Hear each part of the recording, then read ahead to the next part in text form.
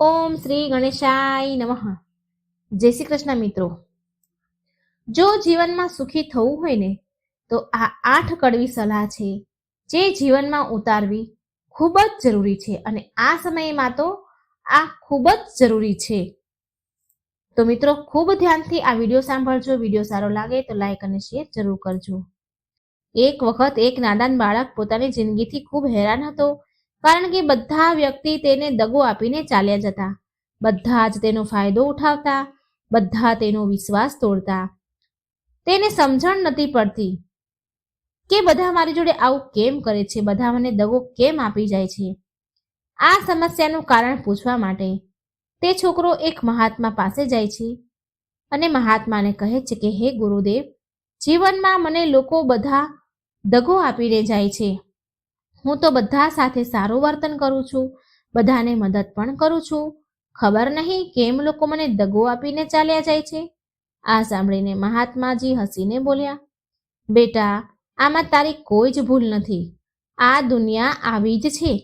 આ દુનિયામાં લોકો આવે અને ફાયદો ઉઠાવીને જતા રહે છે. જો તમે એક ચતુર વ્યક્તિ નથી ને જો તમે એવું ઈચ્છો છો કે લોકો તમને દગો ન આપે તો તમારે ચતુર બનવું પડશે. આ વાત સાંભળીને બાળક મહાત્માને કહે છે કે હે ગુરુદેવ, હું ચતુર કઈ રીતે બનું? મને બીજાનું ખરાબ કરતા નથી આવડતું. મહાત્મા હસીને બોલ્યા, બેટા, ચતુરનો મતલબ એવો નથી કે કોઈનું ખરાબ કરવું. ચતુરનો મતલબ એવો છે કે પોતાની સાથે ખરાબ ન થવા દેવું. બાળક મહાત્માને પૂછે છે કે ગુરુજી, તમે મને સલાહ આપશો કે હું ચતુર કેવી રીતે બનું, કોઈ મારો ફાયદો ન ઉઠાવે?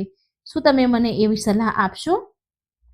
ગુરુજી કહે છે, હા બેટા, આજે હું તને એવી 8 મહત્વપૂર્ણ વાત કહીશ જે તું ધ્યાનથી સાંભળજે અને તારા જીવનમાં અપનાવજે. એટલે તને કોઈ દગો નહીં આપે અને કોઈ તારું ખરાબ પણ નહીં કરી શકે. સૌથી પહેલી અને મહત્વપૂર્ણ પહેલી સલાહ એ છે કે ખૂબ સારા ન બનો, કારણ કે જે વ્યક્તિ જરૂરિયાતથી વધુ સારું હોય છે તે પાછળથી પછતાય છે. વધુ સારું બનવાથી આપણું જ નુકસાન થાય છે. બધા સમજોતા તમારે જ કરવા પડે છે, કારણ કે તમે સારા છો અને ઘણીવાર લોકો તમને ભૂલી જાય છે. જ્યારે તમારું કામ પડે ત્યારે તમને સૌથી પહેલા યાદ કરે છે. સૌથી પહેલા તમે એને યાદ આવો છો. જે લોકો ભોળા હોય છે, સાફ હૃદયના હોય છે, દુનિયા તેમનો ખૂબ ફાયદો ઉઠાવે છે. જો તમે ઈચ્છો છો કે લોકો તમારો ફાયદો ન ઉઠાવે તો જીવનમાં એક નિયમ બનાવી દો કે જે વ્યક્તિ જેવું છે ને તેમની સાથે તેવો જ વ્યવહાર કરો, કારણ કે લોકો તમારી અચ્છાઈ અને ભોળપણને તમારી નબળાઈ માને છે અને મૂર્ખ માને છે. આનાથી તમને જ દુઃખ થશે, કારણ કે સારા લોકો બીજાને દુઃખમાં જોઈ શકતા નથી. પરંતુ સંસાર આવો નથી વિચારતું કે જે પોતાનો જ માત્ર સ્વાર્થ જોવે છે, એને બીજા સાથે કોઈ લેવા દેવા નથી. એટલે સારા બનો, પરંતુ કોઈના પર પણ આંખ બંધ કરીને વિશ્વાસ ન કરો. કોણ તમારી સાથે સારું બને છે અને કોણ સારું બનવાનું નાટક કરે છે એ હંમેશા ધ્યાન રાખો. મારી બીજી સલાહ છે કે લોકોને ના કહેતા શીખો. કેટલીક વાર આપણે આપણું કામ છોડીને બીજાની મદદ કરવા લાગીએ છીએ. આપણે તેને ના તો કહેવા માંગતા હોઈએ છીએ, પણ આપણે ગભરાઈને ના કહી નથી શકતા. એમ વિચારીએ છીએ કે સામેવાળા વ્યક્તિને કદાચ ખોટું લાગશે તો, આપણાથી એ નારાજ થઈ જશે તો. આમ વિચારીને આપણે તેને ન કરવું હોય કામ છતાં પણ આપણે તેને હા કહી દઈએ છીએ અને પછી પાછળથી પછતાઈએ છીએ. જ્યારે તમારે જીવનમાં ખુશ રહેવું હોય તો લોકોને ના કહેતા શીખવું પડશે જ. જ્યારે તમારી પાસે કોઈ કંઈ માંગવા આવે છે કે પછી મદદ લેવા માટે આવે છે ત્યારે તમે તેને ના કહેતા શીખો. ચોખ્ખી તમારે જો એક કામ નથી કરવું તો તમે એને ના કહેતા દો, ચોખ્ખી જ ના પાડી દો. એ તમારે જો સાચો મિત્ર હશે ને તો એ તમારી વાત સમજશે, એ ખોટું નહીં લગાડે. એ સમજશે કે કદાચ કોઈ તકલીફ હશે કે પછી બીજું કામ હશે એટલે તમે એને ના કહી. ત્રીજી સલાહ છે કે લોકોને ખુશ કરવાનું છોડી દો.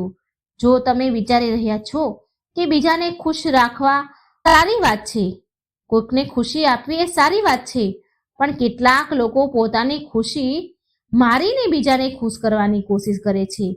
એક વાત સારી રીતે સમજી લો કે તમે તમારી ખુશીને નજરઅંદાજ કરીને બીજાને ખુશ ક્યારેય નહીં કરી શકો. તમે કેટલું પણ બીજાને ખુશ રાખવાની કોશિશ કરશો, બીજાનું સારું કરવાનું વિચારશો, પણ લોકો તમારું ખરાબ જ વિચારશે. અમુક જ લોકો એવા હશે કે તમારો સાથ આપે છે, તમારા વિશે વિચારે છે. એટલા માટે આ વાત જરૂરિયાત રાખો. બીજાને ખુશ કરવા હોય તો પહેલા પોતાની જાતને ખુશ કરો. તમે જો ખુશ હશો તો જ તમે બીજાને ખુશી આપી શકશો. ચોથી સલાહ છે, પોતાની ભાવનાઓને કાબૂમાં રાખો. જે લોકો પોતાની ભાવનાઓ કાબૂમાં નથી રાખતા ને તે લોકોને મૂર્ખ બનાવવામાં સરળતા રહે છે. તે લોકો જલ્દી મૂર્ખ બની જાય છે. કેટલાક લોકો તમારી ભાવનાઓ સાથે રમી જાય છે અને તમને મૂર્ખ બનાવે છે. કેટલાક વાર લોકો તમારી સામે દુઃખી હોવાનું નાટક પણ કરે છે અને તમે સાચું પણ માની લો છો. જાણ્યા વિના તમે એના પર વિશ્વાસ કરીને મદદ કરો છો. કેટલીક વાર ભાવનાઓમાં આવીને માણસ ખોટા નિર્ણયો લે છે, કારણ કે તે સમયે માણસ દિમાગથી નહીં પણ દિલથી વિચારતો હોય છે. અને જે લોકો માસૂમ છે તેમનું દિલ બહુ જ નેક હોય છે, તેનું હૃદય ખૂબ સાચું હોય છે. કેટલીક વાર તેનો નિર્ણય બહુ ખરાબ હોય છે, જેથી આપણે આગળ જઈને નુકસાન પણ આપણને થાય છે. એટલે આપણી ભાવનાઓને કાબૂમાં રાખવી જોઈએ અને કોઈની મદદ કરતા પહેલા 10 વાર વિચારવું જોઈએ માણસે. મારી 5મી સલાહ છે કે પોતાની જાતને ક્યારે ઓછી ન સમજવી, નીચી ન માનવી. ભોળા લોકો પોતાની જાતને ઓછી સમજે છે, નીચી માને છે. સામેવાળા કરતાં એ પોતાની જાતને નીચી માને છે અને તેમનો આત્મવિશ્વાસ ઓછો થઈ જાય છે. જો તમારો આત્મવિશ્વાસ ઓછો થઈ જશે ને તો બીજા લોકો તમને પોતાથી નીચા સમજશે. એટલે પોતાની જાતને જો તમે નીચી માનતા હોય ને તો આ આદત તમે છોડી દેજો. એક વાત હંમેશા યાદ રાખજો કે તમારામાં કેટલી તાકાત, કેટલી ક્ષમતા અને કેટલી આવડત છે તે તમે ત્યારે જાણી શકશો જ્યારે તમે પોતાની જાતને સારી રીતે સમજશો અને પોતાની જાતને બીજાથી ઓછી ના સમજો, નીચી ન સમજો. દુનિયામાં એવું કોઈ જ કામ નથી જે તમે નથી કરી શકતા. ફક્ત તમને પોતાની જાત પર વિશ્વાસ હોવો જોઈએ. ક્યારેય કોઈને તક ન આપો કે એ તમારી ખામીઓને જાણે, તમારો ફાયદો ઉઠાવે. એટલે તમે તમારી અંદરની તાકાતને ઓળખો કે તમે શું કરી શકો છો, એ આ દુનિયાને બતાવી દો. 6ઠ્ઠી સલાહ છે કે ક્યારેય કોઈ નિર્ણય ઉતાવળમાં ન લેવો જોઈએ. એક બુદ્ધિમાન મનુષ્ય પોતાના જીવનના બધા જ નિર્ણય શાંતિથી લે છે. કોઈ પણ નિર્ણય લેતા પહેલા 10 વાર વિચાર કરવો, કારણ કે ઘણીવાર એવું થાય છે કે ઉતાવળમાં લીધેલા નિર્ણયથી તેનું પરિણામ સારું નથી હોતું અને પછી આપણે પછતાઈએ છીએ. પછી વિચાર આવે છે કે મેં સમજી વિચારીને નિર્ણય લીધો હોત તો સારું હોત. ઉતાવળમાં નિર્ણય લેવામાં ભૂલ થઈ શકે છે, પણ જ્યારે તમારું મન શાંત હોય ત્યારે નિર્ણય લેવાનો પ્રયાસ કરો, કારણ કે જ્યારે તમારું મન શાંત હોય છે ત્યારે તમારા નિર્ણય ક્યારેય ખોટા નથી જ પડતા. શાંત મગજથી લીધેલા નિર્ણય આગળ ચાલીને તમને લાભ આપે છે. મારી 7મી સલાહ છે કે હંમેશા બીજાની ભૂલોથી શીખવું જોઈએ. આપણું જીવન એટલું બધું મોટું નથી કે આપણે પોતાની ભૂલો કરીએ અને પછી તેનાથી શીખીએ. જ્યારે તમે બીજાની ભૂલોથી શીખી શકો છો તો પોતે ભૂલ કરીને નુકસાન કેમ કરવાનું? હંમેશા પોતાની આંખો અને મગજ ખુલ્લું રાખો અને પોતાના વિચાર થોડા સ્પષ્ટ રાખો. આ વાત ઘણા લોકોને સમજાતા ઘણો સમય લાગી જાય છે અને પછી શું ફાયદો જ્યારે બધું લૂંટાઈ જાય? તમારે જલ્દી એ સમજવાનું છે કે તમારે બીજાની ભૂલોથી શીખવાનું છે.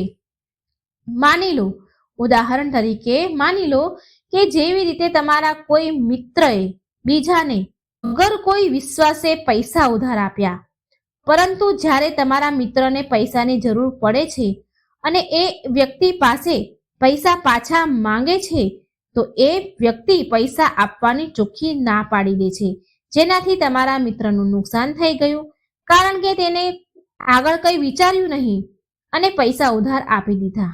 આનાથી તમારે શીખવાનું છે કે કોઈને પણ પૈસા આપતા પહેલા તમારે આગળનું જરૂર વિચારવું. પોતાની જાતને ક્યારેય કમજોર સમજશો નહીં, કારણ કે જેવું તમે વિચારો છો તેવા જ તમે બની જાઓ છો. આ વાત 100% સાચી છે. આપણા વિચારો જ આપણી સફળતા અને અસફળતાનું કારણ હોય છે. જો તમે તમારી જાતને કમજોર સમજો છો તો આસપાસના લોકો તમને વધુ કમજોર અને મૂર્ખ સમજે છે. ભલે તમે અંદરથી કમજોર હોય, બહાર તમે કોઈને બતાવશો નહીં, કારણ કે સફળતા પર તાળી પાડવા વાળા વ્યક્તિ ઓછા અને નિષ્ફળતા પર ભૂલો કાઢવા વાળા વધુ મળશે. 8મી સલાહ છે કે કોઈ બીજાનો મત સાંભળીને પોતાનો નિર્ણય ન બદલો. માની લો કે તમે કોઈ કાર્ય કરી રહ્યા છો અને તે કાર્ય તમારા માટે નવું હોય, તો તે કાર્યમાં કામ કરનારા વ્યક્તિ પાસે તમે તેનો મત જરૂર જાણશો. આ દુનિયામાં તમને ખૂબ ઓછા લોકો એવા મળશે કે જે તમને આગળ વધતા જોઈને ખુશ થશે. જે તમને આગળ વધતા જોઈ શકતા નથી, તો એ તમને સાચી સલાહ, સાચો મત કેવી રીતે આપશે?